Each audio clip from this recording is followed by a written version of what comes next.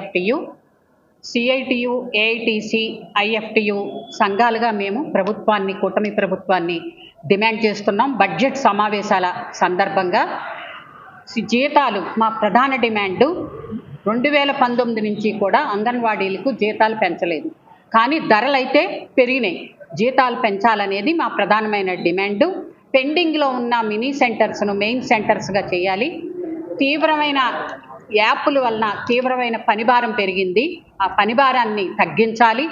మళ్ళీ మొన్నమొనొచ్చిన పిఎం అమ్మ వందన యోజన దాన్ని కూడా అంగన్వాడీలకే అప్పచెప్పారు. దాని నుండి కూడా వాళ్ళు ఒక గర్భవతులు, బాలింతల నుంచి ఫోన్లు, ఇక ఇప్పుడు ఇందాకే చెప్పారు కర్మయోగి యాప్లు కానీ, సాస యాప్ కానీ, అపార్ ఐడీలు కానీ, ఇవన్నీ కూడా పనిభారాన్ని, అంగన్వాడీ టీచర్స్ని పనిభారం పెంచాయి. ప్రధాన డిమాండ్ మేము ముందే చెప్పాం, జీతము పెంచాలి.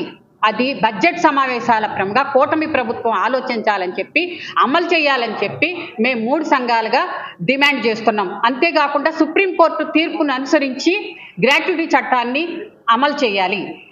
ఇక కేరళ ప్రభుత్వం కానీ, హర్యానా కావచ్చు, తమిళనాడు కావచ్చు, లేకపోతే ఇంకొక పక్కనున్న మన తెలంగాణ ప్రభుత్వము 15,000 జీతాన్ని ఇస్తుంది. మరి ఏపీ ప్రభుత్వం ఎందుకని జీతాన్ని పెంచడం లేదు? 11,500తో వాళ్ళకి గడుస్తుందా? ఈ అధిక ధరల విధిలో అది గడుస్తుందా అని చెప్పి 15,000 జీతం వాళ్ళు ఏదైతే ఇచ్చేశారో ఇక్కడ జీతం పెంచమని చెప్పి ఏపీ ప్రభుత్వం కూడా మేము విజ్ఞప్తి చేస్తున్నాం, డిమాండ్ చేస్తున్నాం 3 సంఘాలుగా.